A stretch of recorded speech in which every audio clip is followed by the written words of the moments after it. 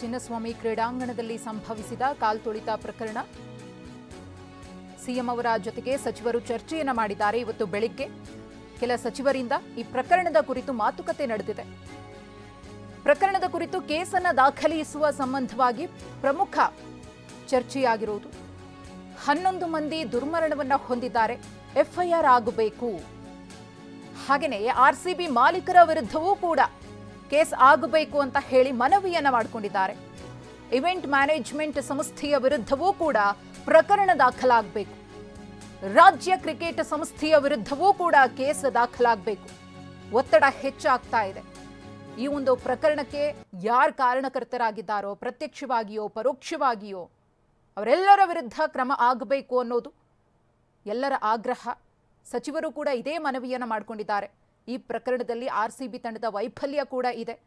ಪ್ರಕರಣವನ್ನು ಗಂಭೀರವಾಗಿ ಪರಿಗಣಿಸಬೇಕು ಅಂತ ಹೇಳಿ ಸಿದ್ದರಾಮಯ್ಯನವರ ಬಳಿ ಕೆಲ ಸಚಿವರು ಮನವಿಯನ್ನು ಮಾಡಿಕೊಂಡಿದ್ದಾರೆ. ಎಲ್ಲವನ್ನ ಪರಿಶೀಲಿಸಿ ಮುಂದಿನ ನಿರ್ಧಾರವನ್ನ ತೆಗೆದುಕೊಳ್ತೇವೆ ಅಂತ ಹೇಳಿ ಸಿಎಂ ಸಿದ್ದರಾಮಯ್ಯನವರು ಕೂಡ ಪ್ರತಿಕ್ರಿಯೆ ಕೊಟ್ಟಿದ್ದಾರೆ. ಈ ಕುರಿತು ಮತ್ತಷ್ಟು ಮಾಹಿತಿಯನ್ನ ಕೊಡ್ತಾರೆ ನಮ್ಮ ಪ್ರತಿನಿಧಿ ಪ್ರಮೋದ್. ಸಿಎಂ ಅವರ ಜೊತೆಗೆ ಕೆಲ ಸಚಿವರು ಮಾತುಕತೆಯನ್ನ ನಡೆಸಿದ್ದಾರೆ. ಪ್ರಮುಖವಾಗಿ ಇಲ್ಲಿ ಎಫ್ಐಆರ್ ಆಗಬೇಕು ಅನ್ನೋ ವಿಚಾರದಲ್ಲಿ ಚರ್ಚೆ ಆಗಿದೆ. ಆಗ್ರಹ ಕೂಡ ಜೋರಾಗಿ ಕೇಳಿ ಬಂದಿದೆ. ಸಿಎಂ ಅವರು ಏನ್ ಹೇಳಿದ್ರು, ಯಾರ್ಯಾರ ವಿರುದ್ಧ ಎಫ್ಐಆರ್ ದಾಖಲಾಗಬೇಕು ಅನ್ನೋ ಆಗ್ರಹ ಕೇಳಿ ಬರ್ತಿದೆ ಇಲ್ಲಿ.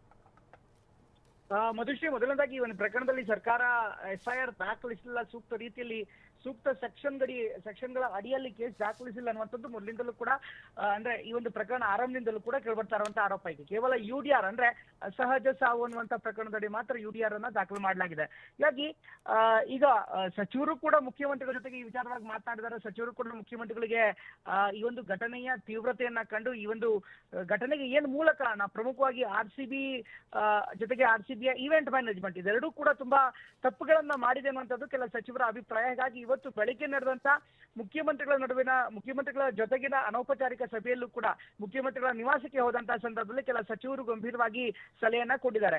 ಒಂದು, ಆರ್ಸಿಬಿ ತಂಡದ ಮಾಲೀಕರ ವಿರುದ್ಧ ಒಂದು ಕೇಸ್ ದಾಖಲಾಗಬೇಕು, ಅವ್ರ ವಿರುದ್ಧವೂ ಕೂಡ ಕ್ರಮ ಆಗ್ಬೇಕು. ಯಾಕಂದ್ರೆ ಒಂದ್ ಕಡೆಗೆ ಆರ್ಸಿಬಿನೇ ಪೋಸ್ಟ್ಗಳು ಮಾಡಿತ್ತು, ಒಂದ್ ಕಡೆಗೆ ಆರ್ಸಿಬಿನೇ ವಿಕ್ಟ್ರಿ ಪೀರಿಯಡ್ ಮಾಡ್ತೀವಿ ಅಂತ ಹೇಳಿತ್ತು, ಸರ್ಕಾರದಿಂದ ಪೂರ್ವಾನುಮತಿ ಇಲ್ಲದೇ ಇದ್ದಂತ ಸಂದರ್ಭದಲ್ಲಿ ಕೂಡ ಮಾಡಲಾಗಿತ್ತು.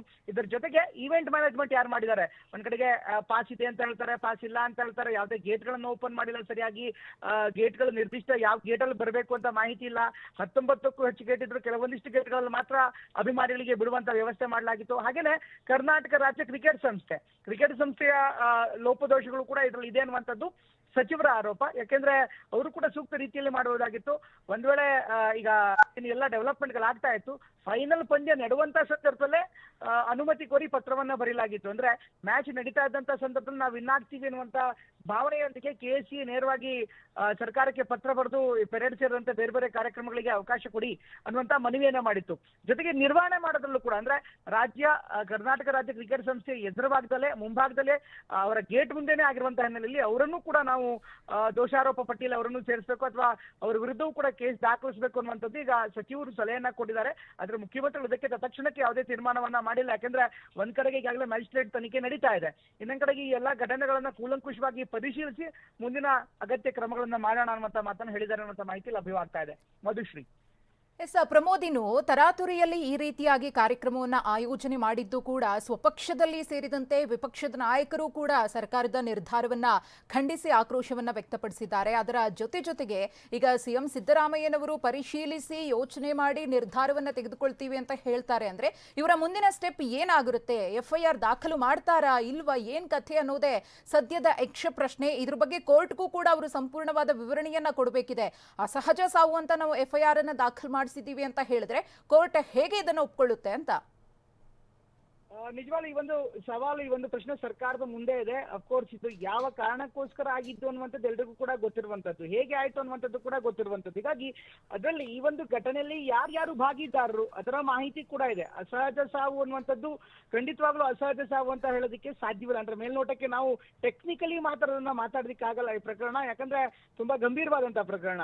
ಆಗ್ಲೇ ನಾವು ಬೇರೆ ಬೇರೆ ಉದಾಹರಣೆಗಳನ್ನ ನೋಡಿದಂತಹ ಸಂದರ್ಭದಲ್ಲಿ ಬೆಂಗಳೂರಿನ ಸೇರಿದಂತೆ ಬೇರೆ ಬೇರೆ ಎಲ್ಲೋ ಒಂದ್ ಕಡೆ ಘಟನೆ ಆದ್ರೂ ಕೂಡ, ಉದಾಹರಣೆಗೆ ಒಂದು ಬಿಲ್ಡಿಂಗ್ ಎಲ್ಲೋ ಕುಸಿದು ಇತ್ತು ಅಂತ ಸಂದರ್ಭದಲ್ಲೂ ಕೂಡ ಬಿಲ್ಡಿಂಗ್ ನ ಮಾಲೀಕರ ಮೇಲೆ ಕೇಸ್ ದಾಖಲಿಸ್ತಾರೆ, ಜೊತೆಗೆ ಬಿಬಿಎಂಪಿ ಇಂಜಿನಿಯರ್ಗಳ ಮೇಲೆ ಕೇಸ್ ದಾಖಲು ಮಾಡಲಾಗುತ್ತೆ, ಜೊತೆಗೆ ಇನ್ನಿತರ ಯಾರು ಇಲಾಖೆಗಳು ಇರ್ತವೆ ಇದಕ್ಕೆ ಸಂಬಂಧಪಟ್ಟಂತೆ ಅನುಮತಿ ಕೊಟ್ಟವ್ರು ಇರ್ಬೋದು, ಅದನ್ನ ಹ್ಯಾಂಡಲ್ ಮಾಡಿದವ್ರು ಇರ್ಬೋದು, ಅಥವಾ ಕಟ್ಟಡ ನಿರ್ಮಾಣ ಮಾಡ್ತಾ ಇರುವಂತ ಸಂಸ್ಥೆ ಅವ್ರ ಮೇಲೂ ಕೂಡ ಕೇಸ್ ದಾಖಲು ಮಾಡಲಾಗುತ್ತೆ. ಹೀಗಾಗಿ ಎಲ್ಲರನ್ನೂ ಕೂಡ ಆ ಒಂದು ಪ್ರಕರಣದಲ್ಲಿ ಪಾರ್ಟಿ ಮಾಡಲಾಗುತ್ತೆ. ಆದ್ರೆ ಇಷ್ಟು ದೊಡ್ಡ ಕಾಲ್ ತುಳಿತ ಆಗಿದ್ರು ಕೂಡ ಯಾರೊಬ್ಬರನ್ನು ಕೂಡ RCB ಇರ್ಬೋದು, KCE ಇರ್ಬೋದು, ಅಥವಾ ಈವೆಂಟ್ ಮ್ಯಾನೇಜ್ಮೆಂಟ್ ಕಂಪನಿ ಇರ್ಬೋದು, ಅವರನ್ನ ಯಾಕೆ ಇದ್ರಲ್ಲಿ ಪಾರ್ಟಿ ಮಾಡಿಲ್ಲ, ಅವ್ರ ವಿರುದ್ಧ ಯಾಕೆ ಆರೋಪ ಮಾಡಿಲ್ಲ, ಈ ಒಂದು ಪ್ರಶ್ನೆ ಸಹಜವಾಗಿ ಕೇಳ್ತಾ ಇರುವಂತದ್ದು. ಇದು ಮುಂದಿನ ದಿನಗಳಲ್ಲಿ ಯಾವ ತಿರುವು ಕೊಡುತ್ತೆ ನೋಡ್ಬೇಕಾಗತ್ತೆ ಅಂತ KCA ಕೂಡ ಇದುವರೆಗೂ ಯಾವುದೇ ಮಾತನಾಡಿಲ್ಲ. RCB ಕೇವಲ ವಿಷಾದವನ್ನ ವ್ಯಕ್ತಪಡಿಸಿದೆ. ಈ ಒಂದು ಸಾಕಷ್ಟು ಗೊಂದಲಕ್ಕೆ ಬ್ಲಂಡರ್ಗೆ ಯಾರು ಕಾರಣ?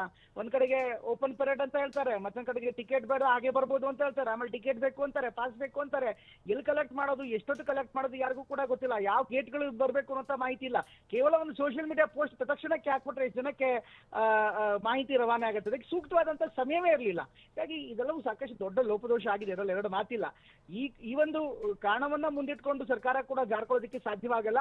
ಅಫ್ಕೋರ್ಸ್ ಈಗ ನ್ಯಾಯಾಲಯದಲ್ಲಿ ಪ್ರಕರಣ ಇರುವಂತಹ ಹಿನ್ನೆಲೆಯಲ್ಲಿ ನ್ಯಾಯಾಲಯ ಏನ್ ಸೂಚನೆ ಕೊಡುತ್ತೆ ಅದು ನೋಡ್ಬೇಕಾಗತ್ತೆ. ಒಂದ್ ವೇಳೆ ಅಸಹಜ ಸಾವನ್ನೇ ಸರ್ಕಾರ ಮುಂದಿಟ್ಟು ವಾದ ಮಾಡುತ್ತೆ ಅಂದ್ರೆ ಹಿನ್ನಡೆ ಆಗುವಂತ ಸಾಧ್ಯತೆ ಹೆಚ್ಚಿರುತ್ತೆ. ಹೀಗಾಗಿ ಮುಂದಿನ ದಿನಗಳಲ್ಲಿ ಇದೇ ವಿಚಾರಕ್ಕೆ ಇನ್ನಷ್ಟು FIR ನಲ್ಲಿ ಇನ್ನಷ್ಟು ಹೆಸರುಗಳನ್ನ ಸೇರ್ಪಡೆ ಆದ್ರೂ ಕೂಡ ಅಚ್ಚರಿ ಏನಿಲ್ಲ. ಹೌದು. ಧನ್ಯವಾದ ಪ್ರಮೋದ್ ತಮ್ಮ ಮಾಹಿತಿಗಾಗಿ.